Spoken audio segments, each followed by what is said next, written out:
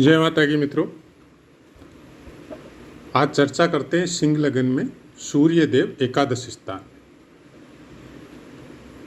लग्न कोई भी हो, एकादश स्थान का कुछ विशेष महत्व होता है।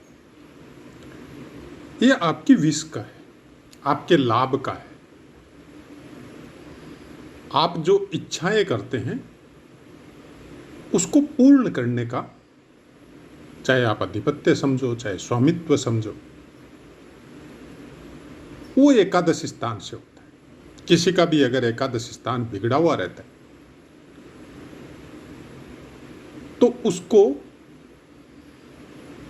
इच्छाएं पूर्ण करने में बहुत तकलीफ होती है। इसीलिए इसका स्वामित्व भी कालपुरुष की कुंडली अनुसार शनिदेव को प्राप्त है। दशम और एकादश का स्वामित्व राशि अनुसार, क्योंकि दशम में मकर राशि और एकादश स्थान में कुंभ राशि, ये कालपुरुष की कुंडली अनुसार, और दोनों राशियों का स्वामित्व शनिदेव के पास है। मतलब आपको कर्म करना है और उस कर्मों का लाभ देने का काम शनिदेव करेंगे। यहां पे अगर सिंह लगन में सूर्य देव विराजमान हो जाए, अब चाहे लगन कोई भी हो, लेकिन जब स्थानों की चर्चा होती है तो सूर्य का फल बताया जाता है। वैद्यनाथ जी कहते हैं कि जिस मनुष्य के जन्म समय में जन्म लगन से एकादश स्थान में अगर सूर्य स्थित हो तो महाधनी होता है, स्त्री तथा पुत्र सुख से युक्त होता है। घर में सेवा के लिए दास दासियां समझो, ये उस समय का पीरियड था। अभी आप नौकर चाकर समझ लो। और संसार के सब ऐश्वर्य ऐसे इंसान को प्राप्त होते हैं। और हमारे अनुसार सूर्य देव का ये फल एकादश स्थान वाला सिंह लगन में सबसे ज्यादा एक्टिवेट होता है, क्योंकि लग्नेश है। और लग्नेश जब एकादश स्थान में विराजित होता है तो ये सब फल प्राप्त करवाता है। लेकिन क्या इतने से वो फल मिल जाएंगे? हम नहीं मानते मिल जाएंगे, क्योंकि ज्योतिष की जितनी भी पुस्तकों में जो भी श्लोक या श्लोकों के अर्थ लिखे गए हैं, हमारे अनुसार वो कोड है आपको समझाने के लिए। अब आप उसकी गहराई में उतरिए कि अपने ऋषि मुनि जो ऑथेंटिक पुस्तकों में लिखे गए हैं वो आपको कहना क्या चाहते हैं।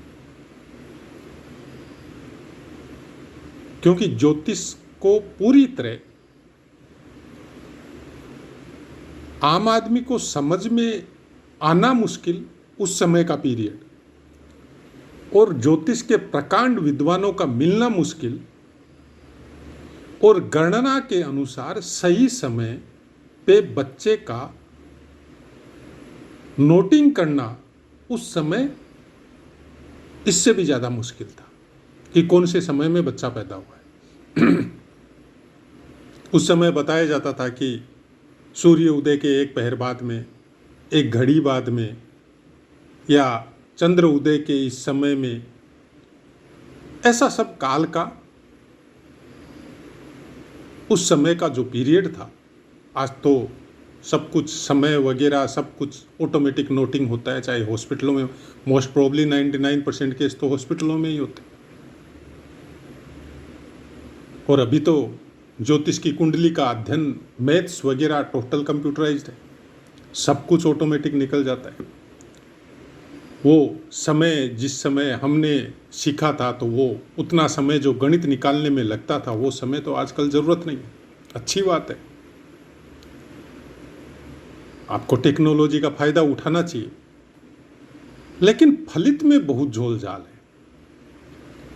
फलित हर ज्योतिष की अपनी मेगा शक्ति और अपने बुद्धि और ज्ञान के ऊपर निर्भर है कि वो उन पुस्तकों में लिखे हुए कोड को किस तरह से समझता है।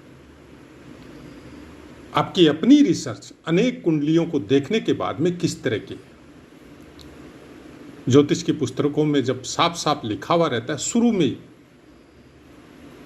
उसका अध्ययन सबसे ज्यादा जरूरी है कि आप जिस जातक की कुंडली को देख रहे हैं उसके घर के संस्कार, उस क्षेत्र के निवासियों के रहन सहन और उस क्षेत्र पे की स्थिति का आपके पास ज्ञान होना बहुत जरूरी है। अब किसी का सूर्य एकादश स्थान में है, और एग्जाम्पल के हिसाब से हम बता रहे हैं कि जिस देश में भूखमरी ऑलरेडी फैली हुई है और वहाँ पे किसी बच्चे का 22, 23 या 25 साल के बच्चे की कुंडली आपके पास आई और आपने बोला आपका जीवन राजा के समान है, और ऑलरेडी उस देश में कई सालों से भूखमरी चल रही है, कैसे राजा के समान होगा? तो आपको इसीलिए हम बोलते हैं कि ऑनलाइन कुंडली देखना, जिसके बारे में आप कुछ भी नहीं जानते हो, उसका फलादेश करना। अब ये अलग बात है कि वर्तमान समय में त्रिकालज्ञ विद्वान बहुत है, लेकिन हमारी हैसियत वैसी कुछ नहीं है। और ज्योतिष फलित को हम उस नज़र से देखते भी नहीं है। हम उसको समझने की कोशिश करते हैं कि जो हम लोगों के पूर्वजों ने लिखा है, जो ऋषि मुनियों ने लिखा है, उनका मतलब क्या है। और वहीं पे जब उसी ज्योतिष को यम, नियम, संस्कार ये सब में ढाल के जब समाज में पूरी तरह बना दिया गया था ऋषि मुनियों के द्वारा कि आपको कौन से नियम फॉलो करने हैं और किस तरह से अपनी दिनचर्या का निर्वाह करना है, क्योंकि उस समय में ये बताया जाता कि सूर्य यहाँ है, चंद्रमा यहाँ है, मंगल यहाँ है, तो न तो इतने विद्वान थे और न आम आदमी का मानना मुश्किल था। तो नियम बना दिए ऋषि मुनियों ने कि सुबह उठ के ये काम करना है, रात्रि में ये काम करना है, किसी के प्रति इस तरह का आदर भाव रखना है। तो उन सब नियमों का मतलब ज्योतिष का पूरा मिश्रण समाज में नियम बना के वितरित किए गए कि आपको शनिवार को पीपल देव की पूजा करनी है, सुबह इतने बजे घर में धूप, सुख शांति के लिए प्रार्थना, भगवान का नाम कीर्तन ये होना चाहिए। और उसी का नतीजा था कि वो सनातन धर्म जिसको मिटाने के लिए अनेकानेक प्रयास हुए, जिससे निकल के अनेक अलग अलग पंथ बन गए और आज भी वर्तमान में भी है, उसके बावजूद सनातन धर्म चल रहा है। ये उन्हीं नियमों का आप उस नियमों की शक्ति समझ सकते हैं, आशीर्वाद समझ सकते हैं। आज भी इस धरा पे सनातन धर्म के अपने साधु संत जो प्रत्यक्ष में है, ऐसी बात नहीं है, सोशल मीडिया पे भी मिलते, लेकिन अप्रत्यक्ष रूप में जो प्रत्यक्ष है उनसे 1000 गुना ज्यादा है। और वो अपनी शक्ति के द्वारा जो अमृत वर्षा आम आदमियों पे कर रहे हैं, शायद उसी का नतीजा है कि हम लोग आज भी अपने धर्म को मान रहे हैं। एकादश स्थान का सूर्य देव कुछ इस तरह की बातें आपके लिए करता है, आपकी प्राण शक्ति को जागृत करता है, और कुछ अपने अंदर इस तरह की धारणा को जन्म या परिवर्तित करता है आपके शरीर को या आपके मन को या आपके प्राण को, कि जितना हो सके लोगों का भला करो, और उससे जो सुख आपको प्राप्त होता है उस सुख की महिमा बाकी भौतिक सुखों से बहुत कम है। लेकिन भौतिक सुखों में जब वो इंसान जाता है तो फिर बहुत कुछ परिवर्तन होता है। पैसे के पीछे भागेगा, नाम के पीछे भागेगा, स्त्री सुख के पीछे भागेगा, और शारीरिक ऊर्जा कुछ इस तरह की रहेगी कि जीवन के अंतिम समय में भी भोगों की लालसा रखेगा। यह है एकादश स्थान का सूर्य।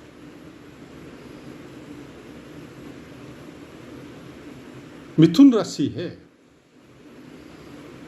जब मिथुन की हम लोग बात करते हैं तो स्थिर नहीं रहने देती, जबकि लग्न स्थिर है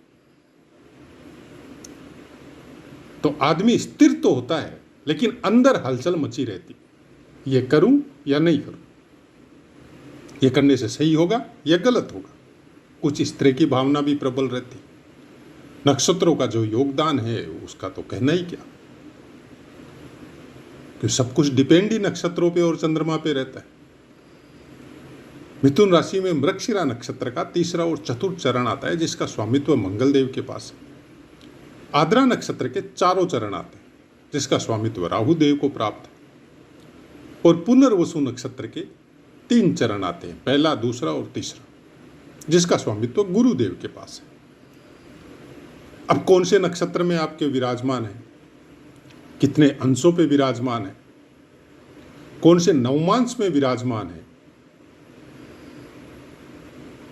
फलित को प्राप्त करने के लिए ये मैटर करते हैं। प्रत्यक्ष में देखने को यह मिलता है कि सूर्य देव आपके एकादश स्थान में बहुत अच्छे विराजमान है।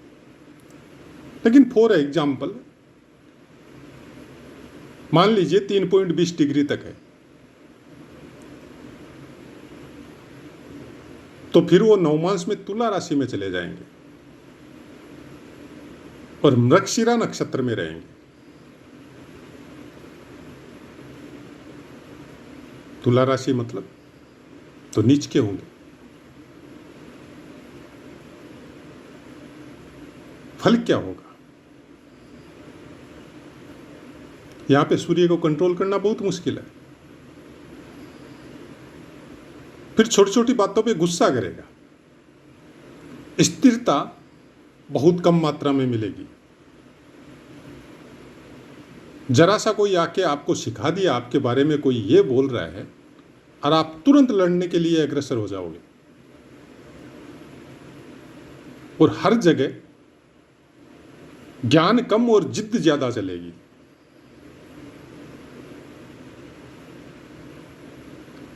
अब इस तरह से फलों का चेंजेस जो आता है नवमांश में और नक्षत्रों के द्वारा। लेकिन यहां पे एक खास बात और भी होगी, क्योंकि देव नवमांश है, खुद भोगेगा ज्यादा, लोगों को तकलीफ कम देगा। अब इसका क्या मतलब है? ऐसा इंसान अपने परिवार को पालने के लिए खुद तकलीफ पाता है, लेकिन फिर भी परिवार में सम्मान नहीं मिलता है। उतना ही सम्मान मिलता है जितने में वो ठीक है, खुश हो जाता है। शॉर्ट टेम्पर होता है ना, थोड़ा सा तारीफ कर दो खुश हो जाएगा। कोई काम निकलवाना है, थोड़ा सा तारीफ कर दो। आपके घर के मेंबर जिनको सबको पालने की क्षमता ऐसे इंसान में होती है और पालता भी है, लेकिन जो यश मिलना चाहिए, जो सम्मान मिलना चाहिए, उसमें कहीं ना कहीं थोड़ी कमी रहती है। और उसका नतीजा क्या होता है? धीरे धीरे इंसान भगवान का नाम लेने लगता है। यह आध्यात्मिक पहलू है। अगर इस पीरियड से निकल गया ऐसा इंसान, तो फिर ईश्वर के नजदीक हो जाता है। क्योंकि आपका सूर्य चाहे नीच का हो, लेकिन वो लगने से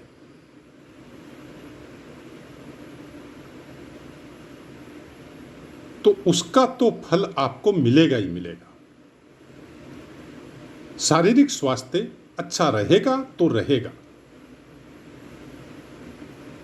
अब लग्न में कोई ऐसा ही कोई ग्रह विराजमान हो और वो आपको पीड़ा दे रहा है, वो अलग बात है, लेकिन उस पीड़ा को भोगने की क्षमता भी आपके अंदर रहेगी।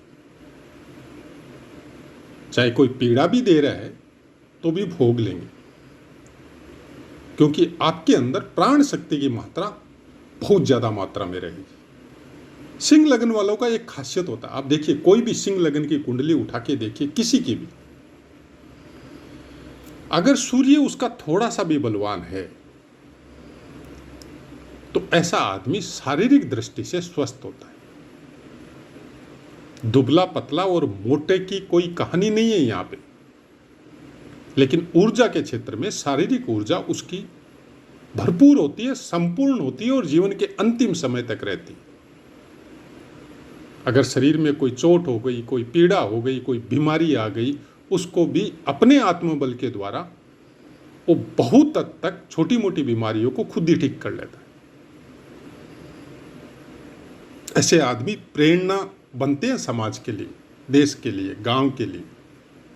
थोड़ा बाकी ग्रहों का भी अगर अच्छा साथ मिले तो बहुत ऊंची ऊंचाइयों को प्राप्त करते हैं। लेकिन अगर पीड़ा है, नवमांश में अच्छा नहीं है, नक्षत्रों के अनुसार अच्छा नहीं है,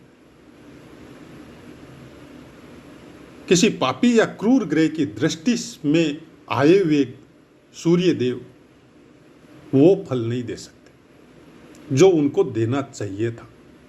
लग्नेश होके एकादश स्थान में विराजित होके जो देना चाहिए था, जो प्रत्यक्ष में हम लोगों को लग्न कुंडली देखने से जो मिलता है, फिर वैसा फल आपको मिलता नहीं है।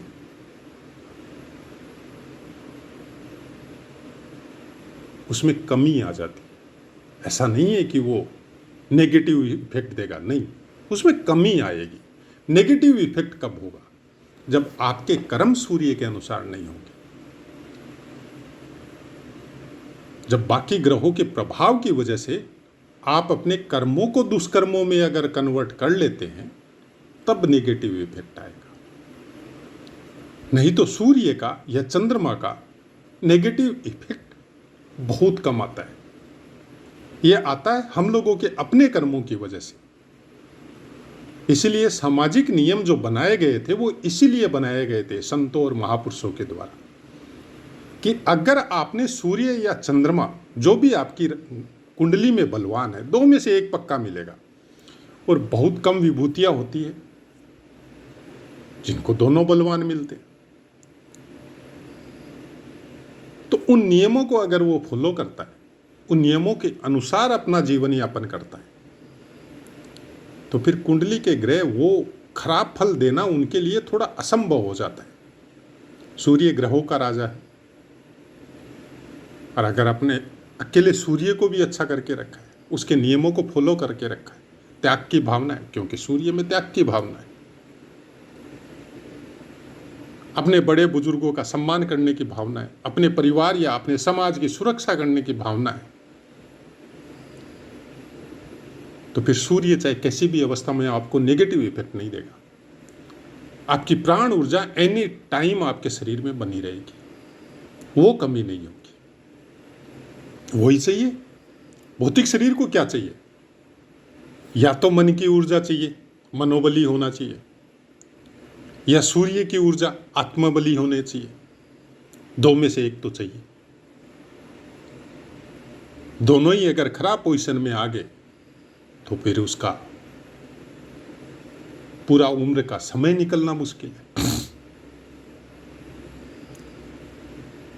ग्रहों के विषय में या जन्मपत्री के विषय में हम बहुत बार बोलते हैं ये बात। अपने सूर्य को देखिए, अपने लग्न को देखिए और अपने चंद्रमा को देखिए, और बाकी चीजों को उसके बाद में देखिए। वो बाकी ग्रह ये डिसाइड करते हैं कि आपको कौन सा फल किस समय में मिलेगा, कौन सी दशा महादशा में मिलेगा, कौन से ग्रह गोचर में मिलेगा। लेकिन आपका जीवन चलेगा कैसे, ये आपकी तीन चीज डिसाइड कर देती है।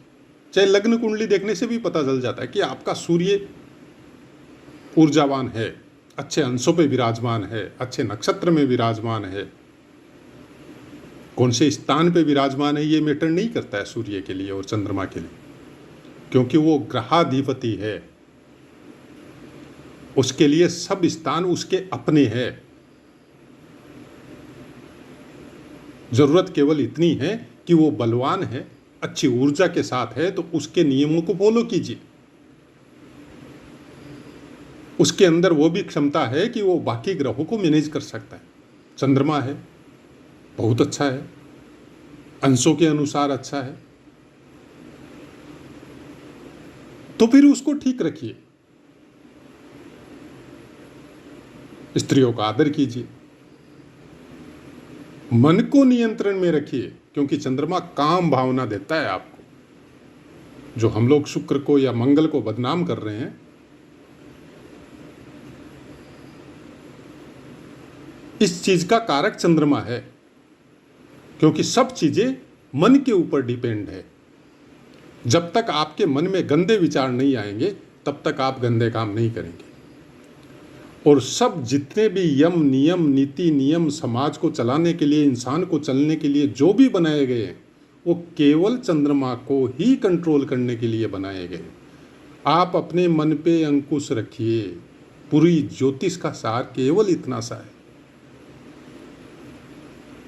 नहीं रख सकते तो भोगिए। सब तो मन के अनुसार ही चल रहे हैं। आज ज्योतिष में क्या लिखा है वो सब अपने अनुसार प्रेडिक्शन करके आपको बता रहे हैं और हम लोग भी मान रहे हैं।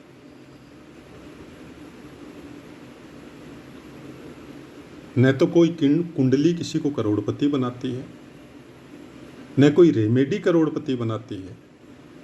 करोड़पति या अरबपति या सुख या दुख,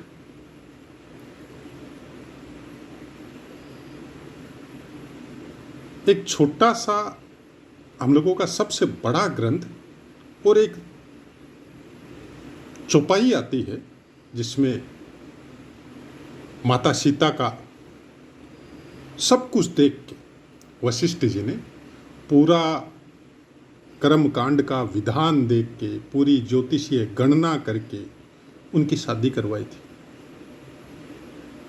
जब उनसे पूछा गया कि ऐसा क्यों हुआ कि शादी के बाद भगवान राम को वनवास मिला, तब एक चौपाई आती है तुलसीदास जी के द्वारा।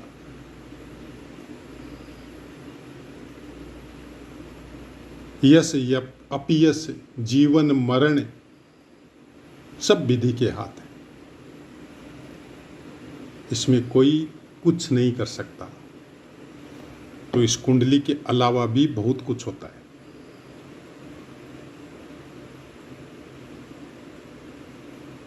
उसको हम लोगों को समझने के लिए ज्योतिष में उस सीमा तक जाना पड़ता है। आपको आपकी दृष्टि उसके अंदर इतनी भीतर तक जानी पड़ेगी कि आपको उस काल का ज्ञान हो सके, उस समय का ज्ञान हो सके।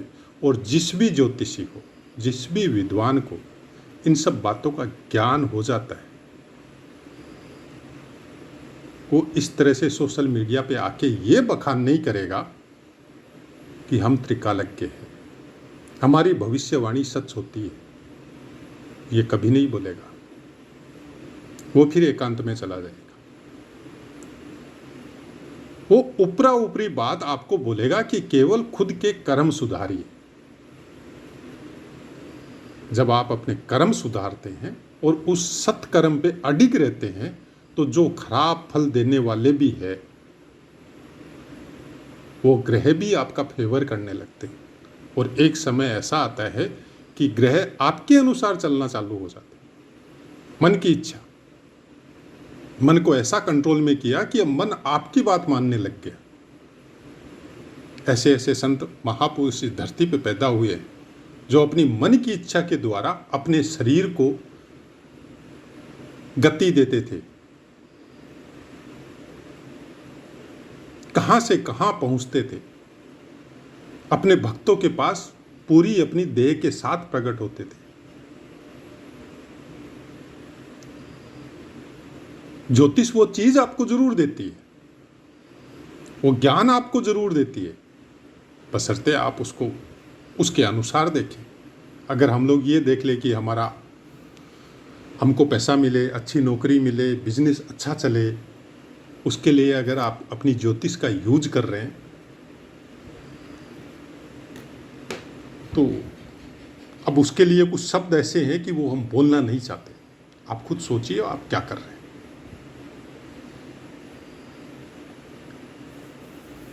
धन बहुत छोटी वस्तु है और बहुत बड़ी वस्तु है। हम ये भी नहीं बोलते कि एकदम ही छोटी वस्तु, नहीं, धन के बगैर कुछ नहीं हो सकता। माता लक्ष्मी के आशीर्वाद के बगैर न तो आप कोई सत्कर्म कर सकते हैं, न किसी का भला कर सकते हैं, न कोई साधु सन्यासी का कोई दान दक्षिणा कर सकते हैं, न कोई कर्म कांड का कोई अच्छा विद्वान मिले और उसके द्वारा आप कुछ काम करवाना चाहते हैं, और विद्वान अगर दक्षिणा भी नहीं ले रहा है तो भी आपको उन वस्तुओं के लिए तो धन लगेगा जो उस समय उस काम के लिए वस्तु लाना जरूरी है। तो हम ये नहीं बोल रहे कि धन कमाना नहीं चाहिए, लेकिन धन के लिए आप कर्म कांड वाला विधान तो कर सकते, कौन से समय में कौन से काम करने चाहिए, वो कर्म कांड का विद्वान बता देगा। ज्योतिष उसके बाद की वस्तु है। कर्म कांड उसके पहले की वस्तु है। कौन से सिद्ध योग में, अमृत योग में, कौन सी शुभ वेला में आपको कौन से काम करने हैं, कौन से लगन में करने हैं, कौन से नक्षत्र या चंद्रमा में करने हैं, वो सब चीजें पंचांग के द्वारा प्राप्त हो जाती। लेकिन उसके साथ खुद भी सीखी, कोई ज़्यादा कठिन वस्तु नहीं है। शुरू के वीडियो जब हमने दिए थे तो ये सब बातें बताई थी।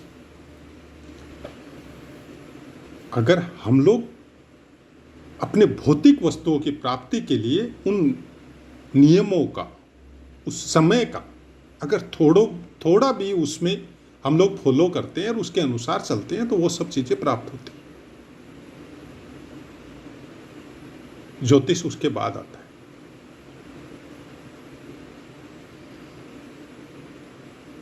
तो आशा है मित्रों पाठ समझ में आया होगा। अब अपनी वाणी को विराम देते हैं, आपसे आज्ञा लेते हैं। जय माता।